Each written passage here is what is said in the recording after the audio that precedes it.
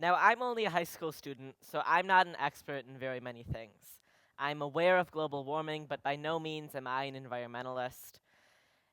I use technology on a daily basis, but absolutely hate the computer sciences.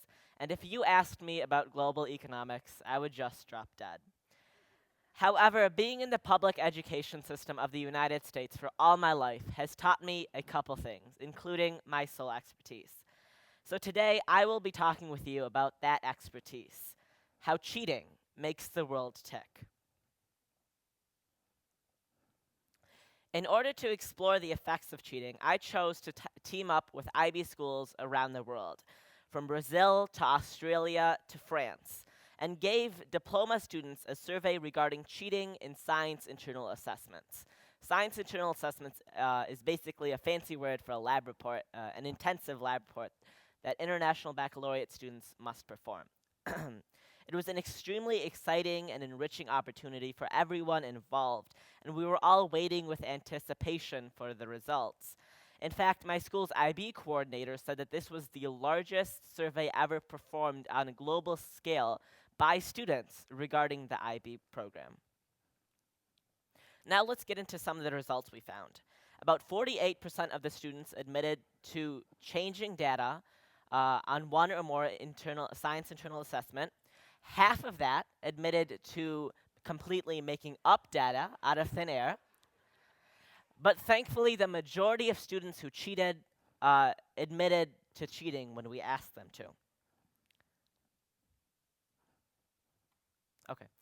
Oops. Here are the reasons students could select from as to why they cheated on an assessment by falsifying data.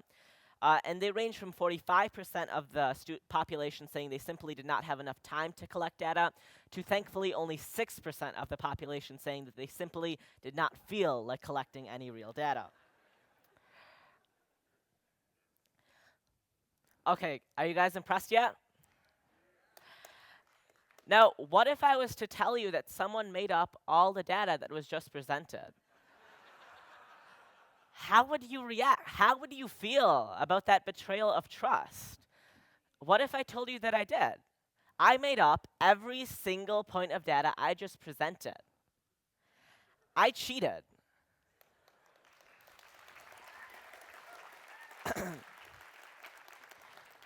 What actually happened was the same survey going out to only 55 students at my high school, and only my high school. Nothing went internationally.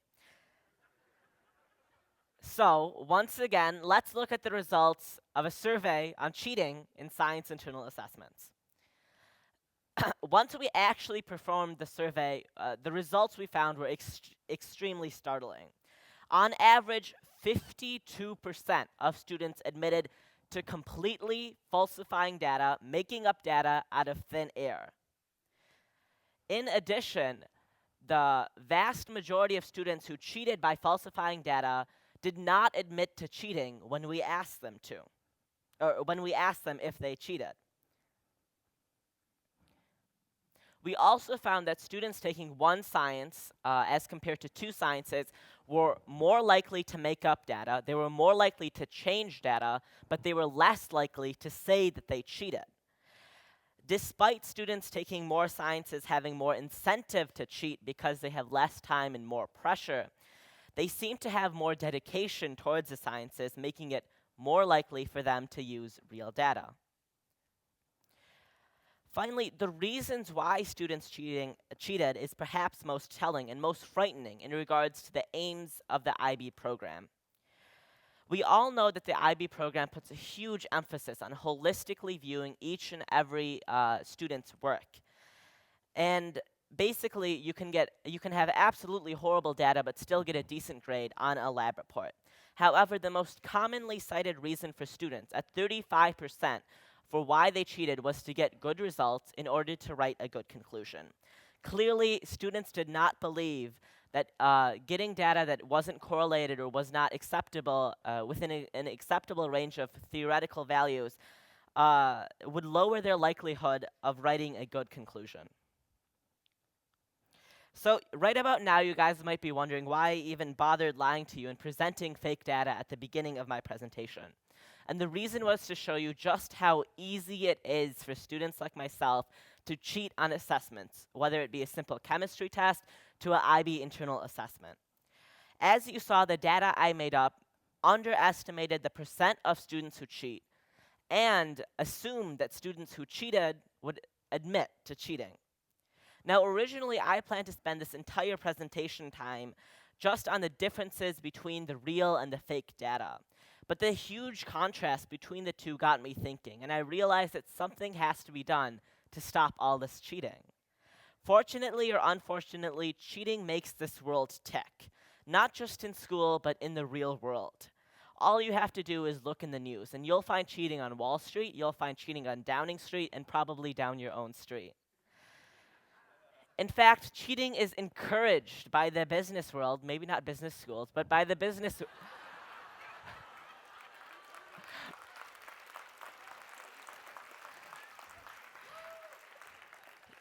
Cheating is encouraged in the business world, especially when you can't get caught. Just look at the reason why we're in an economic slowdown right now.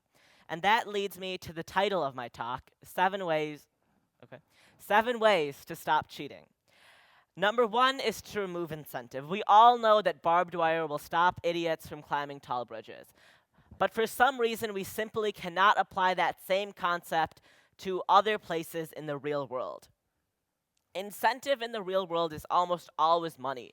And if you know your company's CFO is cheating the company out of money, it might be a good idea to raise his or her salary before your company goes bankrupt. Number 2 is to promote integrity to our friends, within ourselves, and to our families. In my school, teachers always drill the International Baccalaureate learner profile in our heads, but we rarely stop and think about what is actually in the profile, and principled is one of those terms. We should all try to be the owl and the sheep. No. We should all try to be the owl and the sheep in this diagram, not the fox or the donkey. We should be kind and open to absolutely everyone around us. Be the person your pet thinks you are, instead of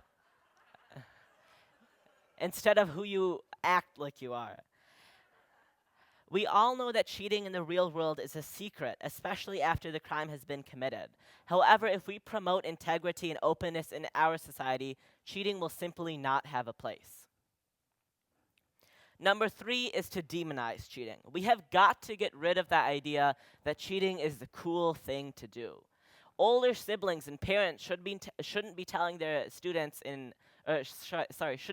children in elementary or primary school ways to cheat. We should be telling them horror stories of the kid down the street who cheated on a test and was never seen again.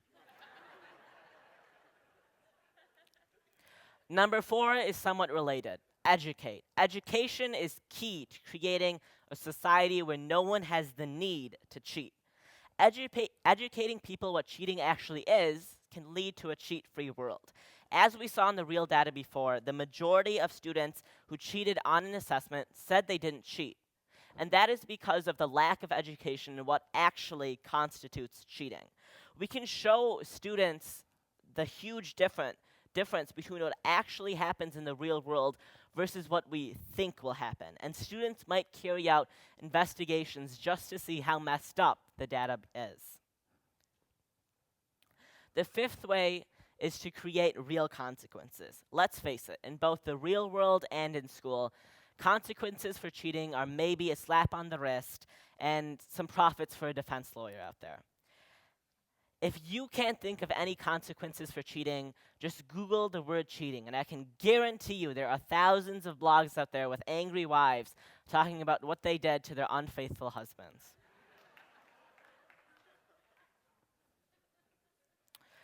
Number 6 is to help a friend out, or in this case, a lonely teddy bear. 20% of the students surveyed said they simply did not have enough time to collect data. So if you see a friend or a colleague struggling in work or school, help them out so they won't have to cheat. They won't have to sneak out of the workplace early so your boss doesn't see them. Help them out.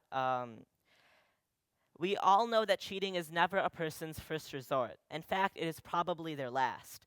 If we become more receptive to other people's needs, not only can you have 15 million friends on Facebook, or I think it's called LinkedIn. What is it? Old people use that. That's all I know. That's all I know.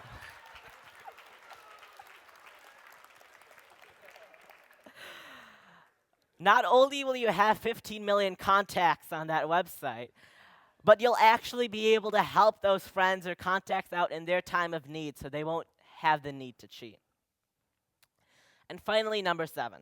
Now, unfortunately, I could not think of a real-world implication of giving Mr. IB, my school's, a joke my school has for the mysterious man behind the International Baccalaureate, a makeover. But like I said before, the most commonly cited reason for students cheating in an assessment is believing that they must make up good data in order to write a good conclusion. If we can change that, then perhaps we can go back to the days where Santa Claus never scared a poor little child.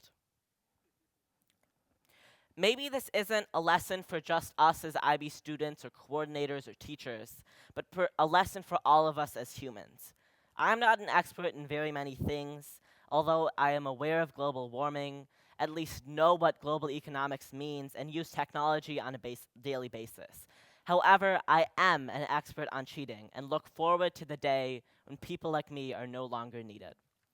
Thank you.